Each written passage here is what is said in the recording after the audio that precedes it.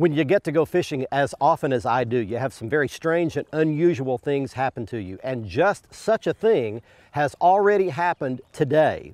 We're going to roll back and show you what that is, give you lots of information on how you can catch several species of fish, show you one of my favorite lakes, and have a bunch of fun too, all packed into a quick 30 minutes. Glad you're along with us, everybody. Let's go with this thing. Fox Sports Outdoors is on the air right now.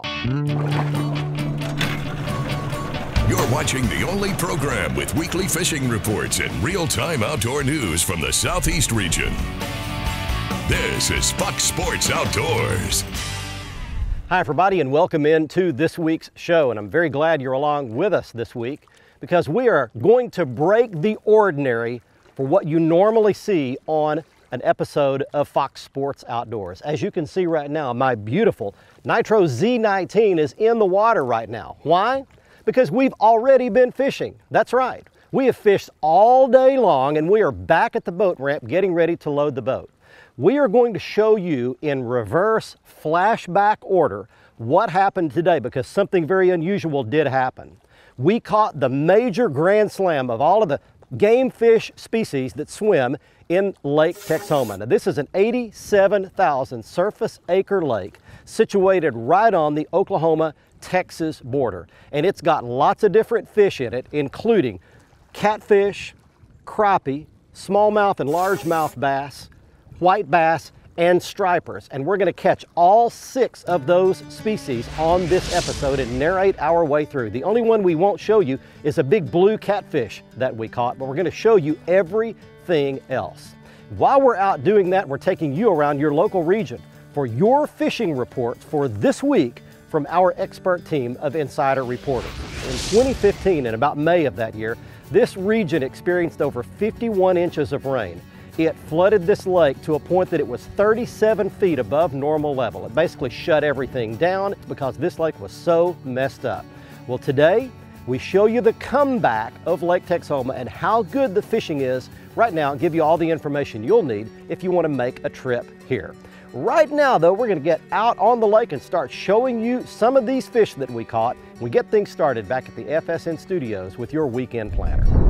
According to the Salooner tables, both days of the weekend will offer fair game fish activity.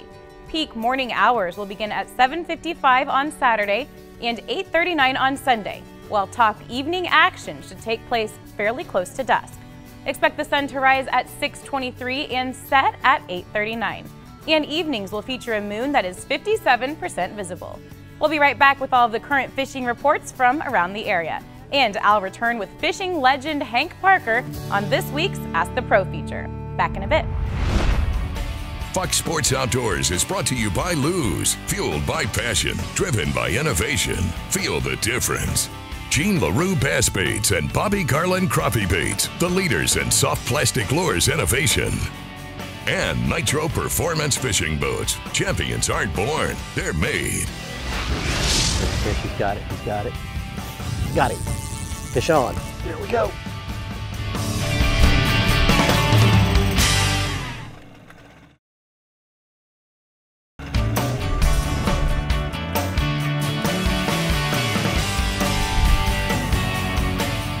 There's a fish. He's got it. He's got it. Got it. Fish on. There we go. There we go. That's a smallie right there.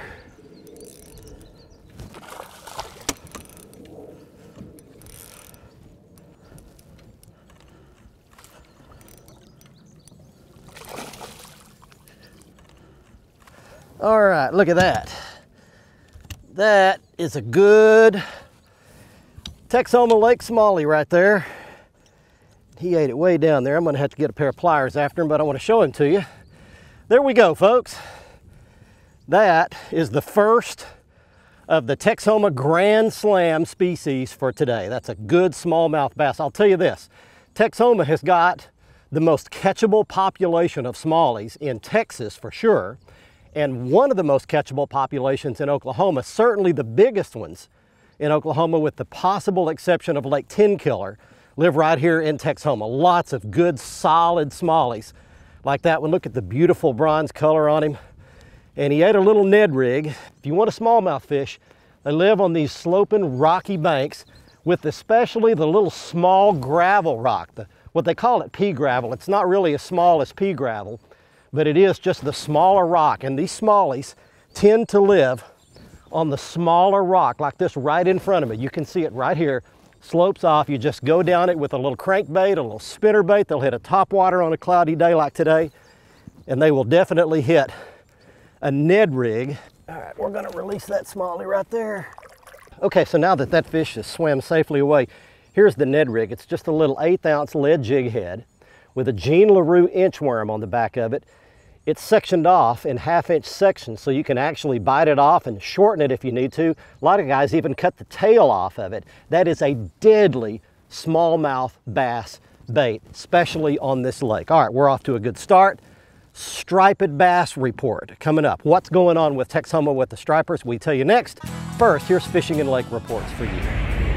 You won't catch me on the water when I'm not wearing my Coquetat PFD. Whether I'm in my Jackson kayak or I'm in my Skeeter bass boat, I trust all my safety and comfort needs to Coquetat. Check them out online at coquetat.com. They make tons of styles and they've got something to suit your needs. Hey guys, welcome to this week's Tennessee and Kentucky Fishing Report. It is summertime, it is hot. I'm out on the water right now and I'm seriously considering going for a swim. It is hot out here. And let me tell you what else. It is kind of tough right now throughout the region. Everybody I talk to, I mean, you always hear about those guys catching them, but it's by and large, it's kind of tough. We're in a time of year where there's a lot of fishing pressure, there's a lot of tournament pressure, so that makes the bass fishing a little tough. The cat fishing throughout the region's pretty good. The Cumberland River is pretty good right now. Guys are catching them on current breaks with cut bait. Night fishing, Cumberland, Percy Priest, Dale Hollow Center Hill is really good right now. Also, the north end of Pickwick is really good for bass. Crappie fishing's a little bit sketchy, but let's talk bass fishing for a minute. If you're gonna go bass fishing right now, pick time around current if possible. Go to TVA.com, check out the current schedule, throw a deep diving crankbait, throw a hollow body swim bait, and just find those main river, main lake current places where the current runs over them and there's hard rock. Guys, if you'll stick it out, you can catch some big ones. Just bring your sunscreen. We'd love to see you. God bless. Look at that. There's the bonus of the day right there. Ha ha!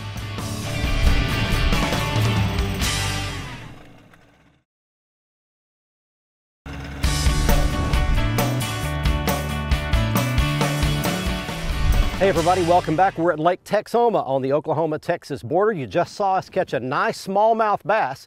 Great population of those in this lake. Next up, let's tell you about the striped bass population here. We actually came here to catch stripers. We spent our morning doing that. We caught some on some structure, some underwater humps, underwater points. We'll show you a couple of the stripers and a little bit of a report on the striped bass fishery here before we get you to some more fishing and lake reports from where you live. The technique I'm using out here on Texoma with the swim bait with the lead jig head is I'm letting it go to the bottom. And it can take a long time in 25, 30 feet of water, but once it gets to the bottom, dropping that rod tip and just swimming it back up off the bottom with a slow, steady retrieve. And then I push my button again, let it go back to the bottom, let it hit, start swimming it again, and he's got it. There we go. When you're in a bunch of fish, there's not a much better way of catching stripers, not bad, than that swimming technique.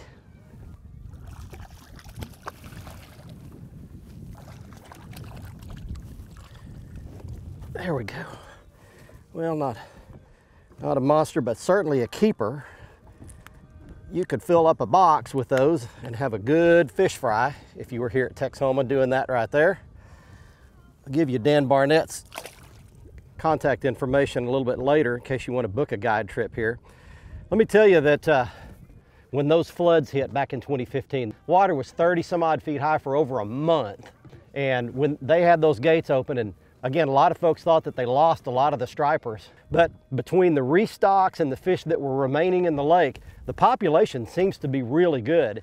Dan did catch 2 10-pounders just a couple of weeks, a couple of weeks ago. So the fish are gaining some size. So I really think this place is rebounding back. It has rebounded through some tremendous floods and some tremendous droughts over the years, but it always seems to bounce back. Here are fishing and lake reports from a lake near you.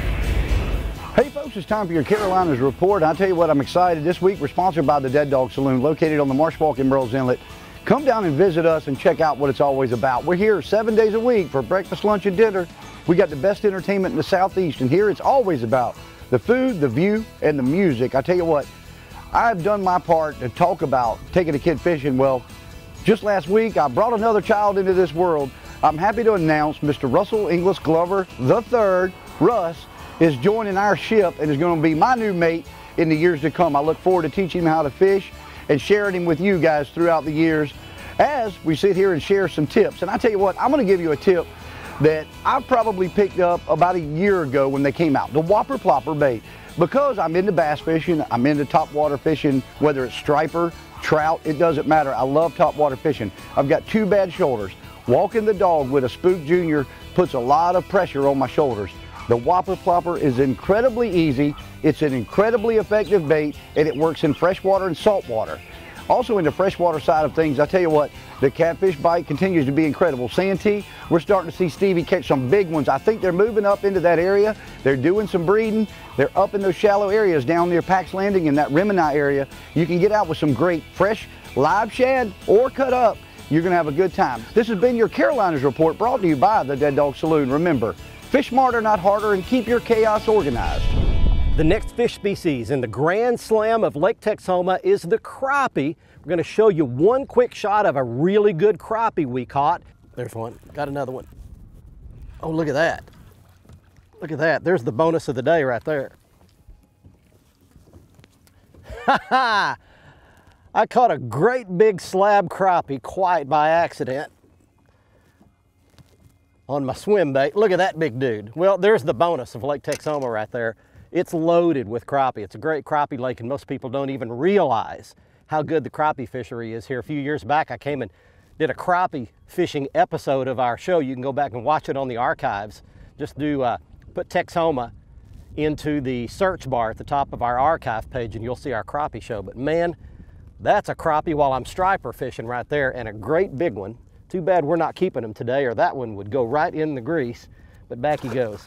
Bonus fish of Lake Texoma, and I'll show you a quick shot. Our camera person, Monty Lewis, caught a really fat largemouth bass out here on a spoon, swimming it up through the stripers as well. So you never know what you're gonna catch at Lake Texoma. Stay with us. We're coming right back to Oklahoma, southern Oklahoma at Lake Texoma right after this. Fox Sports Outdoors is brought to you by Motor Guide Trolling Motors. Motor Guide, because accuracy matters. Lowrance Electronics, celebrating 60 years of fish finding excellence. Find, navigate, dominate. And Excite Technologies, powering the world forward. Yes, sir. Those are the whites that I was telling you about. They have grown up in this lake.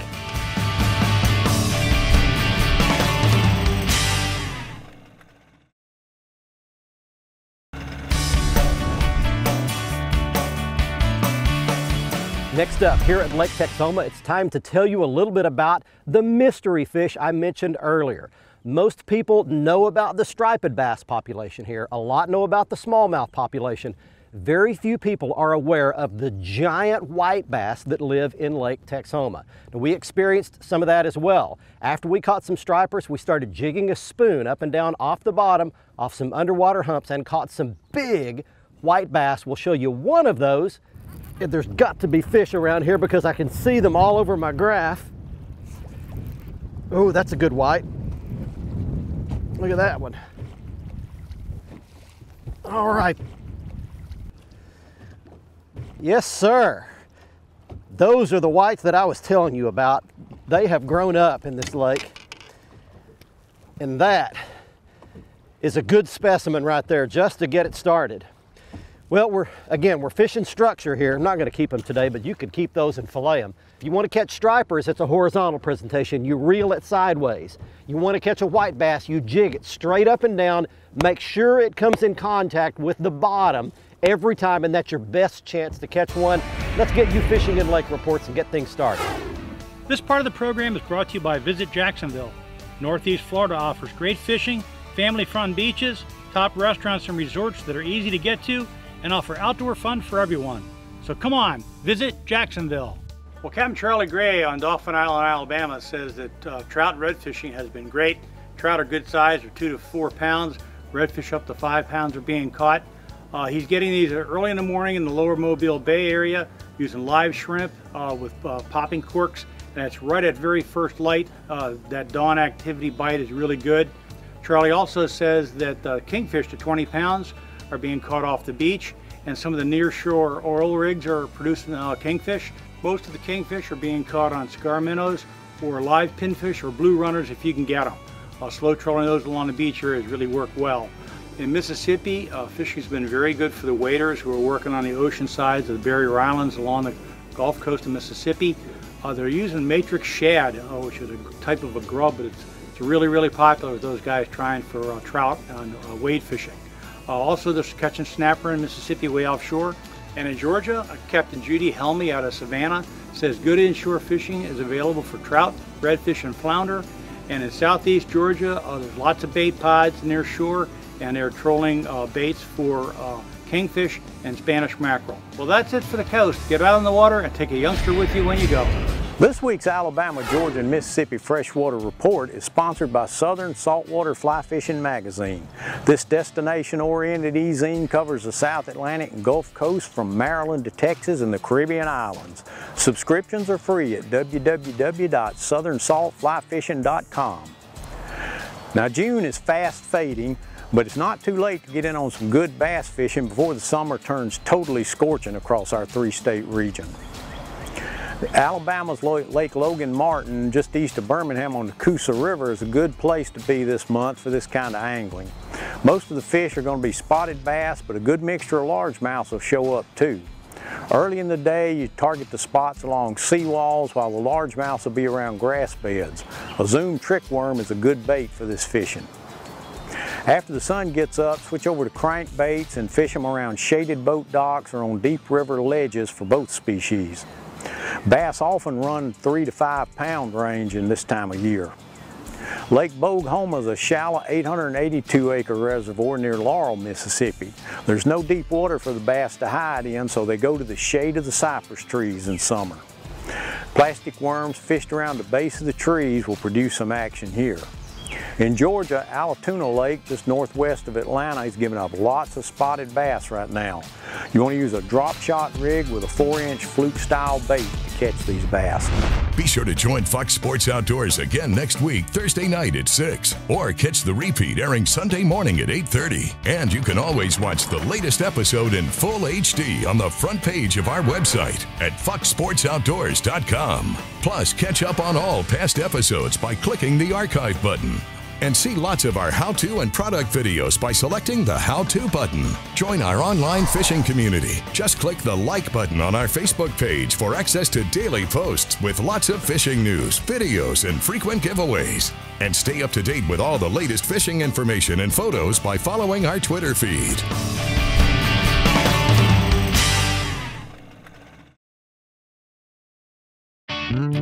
Fox Sports Outdoors is brought to you by Tracker Boats. It's more than a boat, it's a tracker.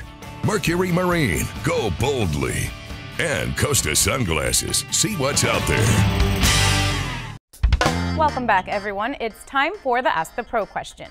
This week, Jim asks, does getting up early to go fishing really matter? For the answer, we asked two-time Bassmaster Classic champion, Hank Parker. Getting up early can make all the difference in the world, and it's worth it. People ask me all the time, do you like to fish early morning, midday, or late afternoon? I say, I like to go early and stay late, and if it happens, I'm there. Thank you, Hank. If you have a question for one of the anglers, visit our website, follow the Ask the Pro link on the right side of the page, and send it in. Now, one lucky viewer wins a new pair of sunglasses on the Costa Catch of the Week. Time right now for this week's winner in the Costa Catch of the Week contest. Here we go. He is Austin Taylor of Charleston, South Carolina, showing a 50-pound amberjack he caught in the Atlantic off Savannah, Georgia. If you'd like to have a chance to be our next winner, go to our website at foxsportsoutdoors.com, click in the Costa Catch of the Week area on the right side of the front page, and follow the instructions to send us your big fish photo. If you're a winner, you'll win a free pair of Costa sunglasses of your choice. If you'd like to see all of the Costa frame and lens styles, just go back to the front page of our website, click the Costa logo. You can see all of the 580 polycarbonate and glass lenses in all the various colors, and all of the frame styles, including the one I was wearing on this week's show called Raphael. On our gear feature this week, I want to talk to you a little bit about marine batteries. The batteries that power your boat and everything in it. Out on a lake like Texoma, I can assure you that I am nothing without good quality batteries. And I have the Exide brand batteries in my boat all the time, powering everything I've got. Now, here are some things you need to know about batteries. First of all, you need to choose the right battery. You can either get a cranking battery to crank your outboard engine, deep cycle battery to power your trolling motor so that you can charge them and discharge them over and over without damaging that battery, or they also make a multi-purpose battery.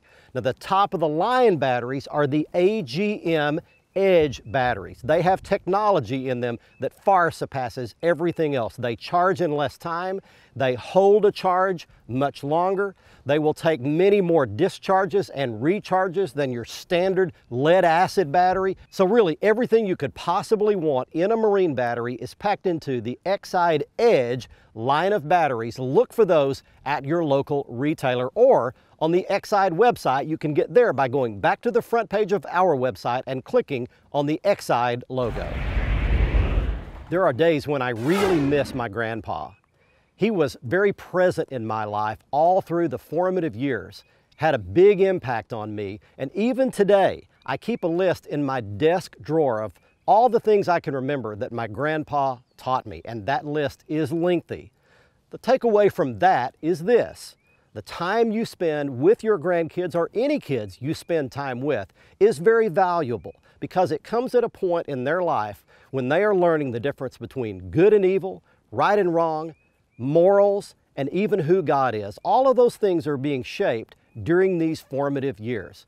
So remember, the things you say and do around your grandkids will be remembered long after you're gone. Resolve to shape a young life as you walk and talk and go along.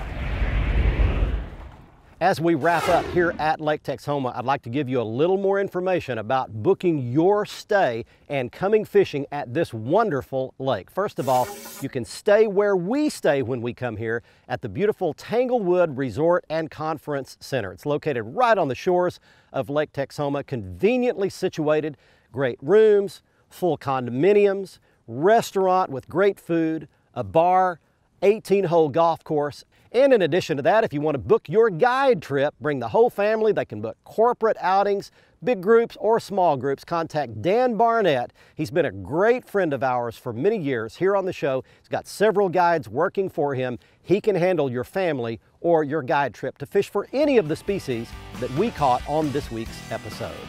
From beautiful Lake Texoma on the Oklahoma-Texas border, until next week, I'm Barry Stokes. Be safe, have fun. Bye-bye, y'all.